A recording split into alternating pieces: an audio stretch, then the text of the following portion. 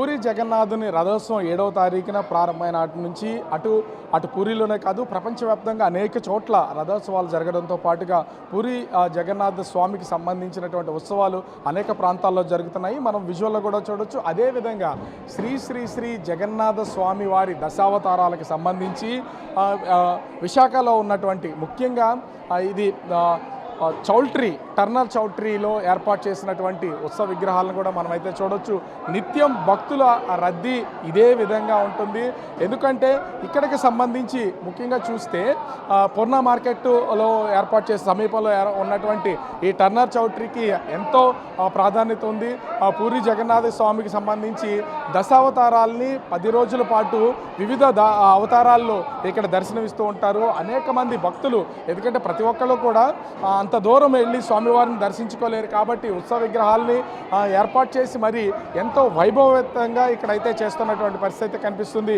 మనం విజువల్స్లో కూడా చూడొచ్చు. నిత్యము ఇదే విధంగా అంటే సెలవు దినాలు ఉన్నాయా లేదా మామూలు రోజులు అనేది లేకుండా ఉదయం నుంచి సాయంత్రం వరకు ఇదే విధంగా భక్తుల రద్దీ అయితే కొనసాగుతున్నటువంటి పరిస్థితి కనిపిస్తుంది. ఎంతో ప్రత్యేకత సంతరించుకున్న పూరి జగన్నాథునికి సంబంధించినటువంటి ఉత్సవ విగ్రహాలని ఏర్పాటు చేసి భక్తులకైతే దర్శనాన్ని కల్పిస్తున్నటువంటి పరిస్థితి అయితే ఉంది. ఎందుకంటే ఇప్పుడు కూడా మనమైతే చూడొచ్చు ఇప్పటికే పూరిలో ఎంతో ప్రత్యేకత సంతరించుకున్నటువంటి జగన్నాథ స్వామి ఆలయానికి సంబంధించి రత్న భాండాగారాన్ని ఇప్పటికే వాళ్ళు ఓపెన్ చేస్తూ ఆ వజ్ర వైడూర్యాలు బంగారు ఆభరణాలు వెండి వస్తువులు ఏమేమి ఉన్నాయని లెక్కగట్టే ప్రయత్నం అయితే చేస్తున్నారు. దీనిలో భాగంగానే ముఖ్యంగా ప్రతి ఒక్కరికి పూరి జగన్నాథునికి సంబంధించి ఈ ఆభరణాల గురించి తెలుసుకోవాలనే ప్రయత్నం అయితే కొనసాగుతున్నటువంటి పరిస్థితి అయితే ఉంది. ప్రస్తుతం మనతో పాటు టర్నర్ చౌల్ట్రీకి సంబంధించినటువంటి జగన్నాథ స్వామి ఆలయానికి సంబంధించి ఇక్కడ శ్రీనివాస్ గారు ఉన్నారు, ఆలయ అర్చకులు. ఏంటి అసలు ఇక్కడ ఉన్నటువంటి ప్రత్యేకత ఏంటి? ఎన్ని రోజులు అంటే 7వ తారీఖు నుంచి 10వ తారీఖు వరకు వివిధ అవతారాల్లో స్వామివారి దర్శనం అయితే ఇస్తున్నారు. ఇక్కడ ఏంటి ఇక్కడ ప్రత్యేకత? ఓం శ్రీ మహాగణాధిపతి నమః, విచక్షణ గురువే నమః, నీలాచల నివాసాయ నిత్యాయ పరమాత్మనే, సుభద్ర ప్రణనాదాయ జగన్నాథాయ నమః, శ్రీ జగన్నాథ స్వామినే నమః. ఇంద్రజిమ్ముడు మహారాజు గారు ఈ రాణి గుండికాదేవి వారి యొక్క ఇదితోని వాళ్ళ యొక్క జగన్నాథ స్వామి వారు అవతరించారు. ఇంద్రజిమ్ముడు మహారాజు ఇది జగన్నాథ స్వామి వారికి ఆ వరం ఇస్తారన్నమాట. ఇంద్రజిమ్ముడు మహారాజు ఏం చేస్తానంటే నా యొక్క వంశ నిర్వీర్యం చేసి నా వంశం లేకుండా చేసి స్వామి అని చెప్తారన్నమాట. అప్పుడు జగన్నాథ స్వామి వారు వరం ఇస్తారట. అయితే సంవత్సరంలో ఆషాఢ మాసంలో శుద్ధ పాడ్యం మొదలు 9 రోజులు ఏకాదశి వరకు నేను గుండిచా మందిరంలో ఉంటాను. ఈ 9 రోజులు కూడా దశ అవతారాలు వేస్తారు. ఈ దశ అవతారాల సందర్భంగా ఆరో అవతారం ఈ పరశురామ అవతారం అన్నమాట. ఈ పరశురామ ప్రాముఖ్యత ఏంటంటే పరశురాముడు జమదగ్ని రేణుకా దంపతుల యొక్క చివరి కుమారుడు అన్నమాట. చివరి కుమారుడు ఈ పరశురాముడు చిన్నప్పటి నుంచే కూడా మంచి అన్ని విద్యలు నేర్చుకుంటారన్నమాట. శివుడి యొక్క వరంతో ధనస్సు దాని గొండ్రగడ్డలి ఒక వరంగా పొందుతారన్నమాట. జమదగ్ని ఒకరోజు తన తల్లి చిన్న పొరపాటు జరగడం వల్ల ఏం చేస్తారంటే తల్లిని నరకమంటారనమాట. తల్లిని నరకమంటే తతిమ అన్నదమ్ములందరూ కూడా ఏమి చేయలేక నిలబడిపోతారనమాట. అప్పుడు పరశురాముడితో ఇలా అంటారనమాట, పరశురామ మీ తల్లి కొంచెం పొరపాటు పడింది, దానికి నేను సహించలేకపోతున్నాను అంటే నరకమని చెప్తానమాట. అప్పుడు పరశురాముడు ఏమీ కూడా ఆలోచించకుండా తన తల్లి యొక్క శిరస్సును నరుకుతానమాట. శిరస్సు నరికించగానే జమదగ్ని సంతోషించి అప్పుడు సంతోషించి ఏంటికి నీకేం వరం కావాలో కోరుకో అని చెప్పేసి అనగానే తండ్రి మీద యొక్క పాదాల మీద పడి జమదగ్ని మా తండ్రి నా తల్లిని నా అన్నదమ్ములు బతికించమని కోరుతారన్నమాట.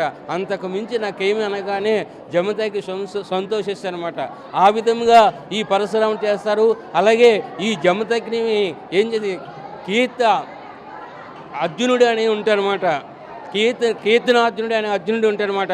వాడు దత్తాత్రేయుడి తాలూకా వరం పొంది 1000 చేతులతోని అత్యంత 1000 చేతులతో 1000 ఆయుధాలతో ఉంటారన్నమాట.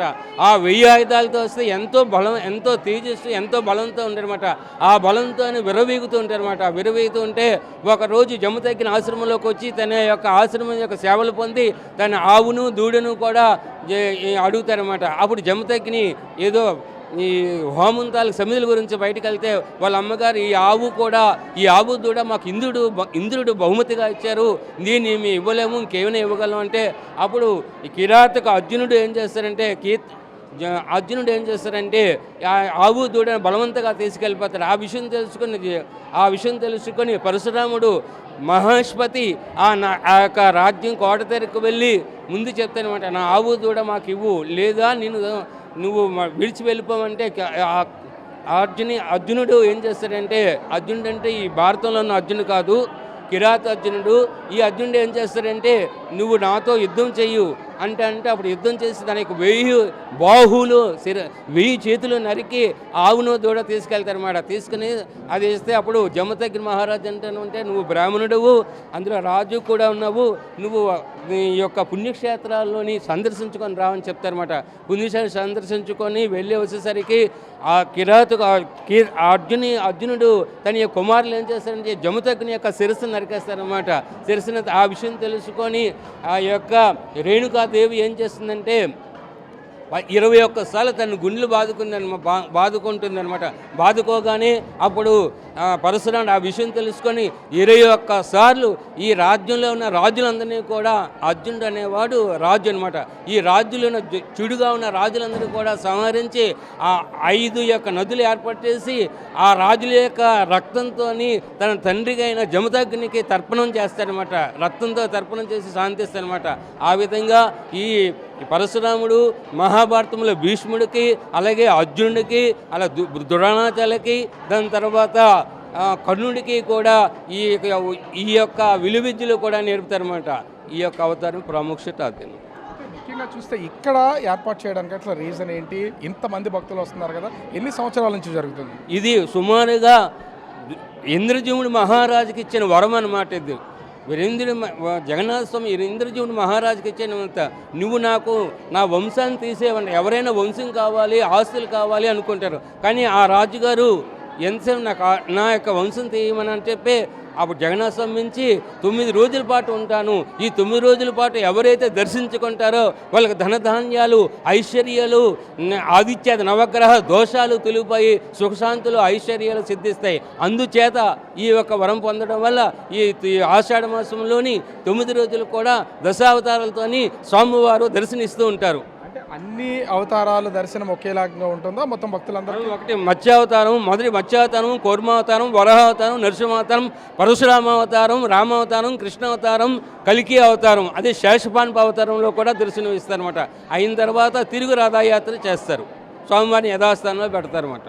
మనం చూడొచ్చు దాదాపుగా మొత్తం అన్ని రోజులు, ఇంకా ఇప్పటికీ మనం చూస్తే 17 రోజుల పాటు భక్తులు అందరూ కూడా మనము నిత్యము స్వామివారిని దర్శించుకుంటూ దశావతారాల్లో దర్శించుకోవడానికి వస్తున్నటువంటిది అయితే మనం చూడొచ్చు. ఉదయం నుంచి సాయంత్రం వరకు ఇదే విధంగా కొనసాగుతుంది.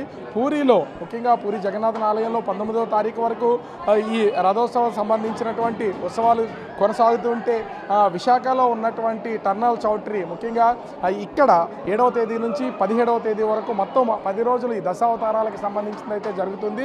అనేక మంది భక్తులు మొత్తం విశాఖ నగరం నుంచి స్వామివారిని దర్శించుకోవడానికి ఇక్కడికైతే వస్తున్నటువంటిది అయితే మనం చూడవచ్చు. ఎంతో విశిష్టత, ఆ ప్రాశస్త్యం కలిగినటువంటి ఈ ప్లేస్లో ఏర్పాటు చేసి భక్తులకి ఆ స్వామివారి దర్శనాన్ని అయితే టర్నల్ చౌట్రీలో అందిస్తున్నటువంటి పరిస్థితి కనిపిస్తుంది. కెమెరామెన్ మురళితో రాజు, బిగ్ టీవీ, విశాఖపట్నం.